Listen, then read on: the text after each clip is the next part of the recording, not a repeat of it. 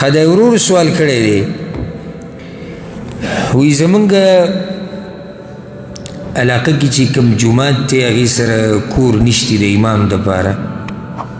او خوا کې ورسره ځای هم نشتی نو زمونږ داسې اراده ده چې په دې جومات له پاسه کور جوړ کړو د امام دپاره او دا به م وقف وي او چې څوک دلته امامتي کوي هغه به دلته اوسېږي دا جایز دی او که نه بلکل جایز دی د جومات ته مصلحت دپاره چې یو کار کېږي او دا م وقف دی نو که څوک د امام دپاره یا د مؤذن دپاره په جومات د پاسه کور جوړوي په دې کې هېڅ حرج نشتی هېڅ حرج په دې کې نشتی خو چې د جماعت د دې مسجد چې کوم خلک دي د دې محلې د هغوی په مشوره او په اتفاق یو کار وشي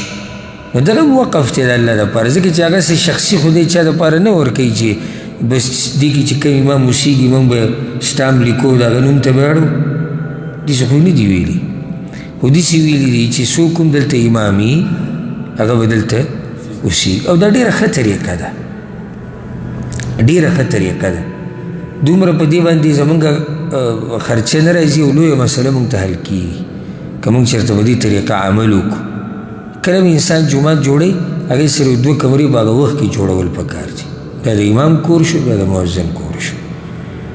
نو ګټه مسله انسان ته هغه حل شي او هغه دا چې امام ترې لرې نه راولي او کور نه یو هفته امامتي وکړي بل هفته باندې بیا تښتېدلی یو میاشت مؤذني وکړي بله میاشت کې بیا نه ولې ځکه چې ګرانه ده هغه ته تګ راتګ او چې خوا کې لکه څنګه چې هلته سعودي عرب کې اکثر جوماتونو سره خوا کې د امام کور ومي د مؤذن کور ومي هغه په وخت باندې منزل راسي الغرض دا کار چې دی څه دی جایز دی والله اعلم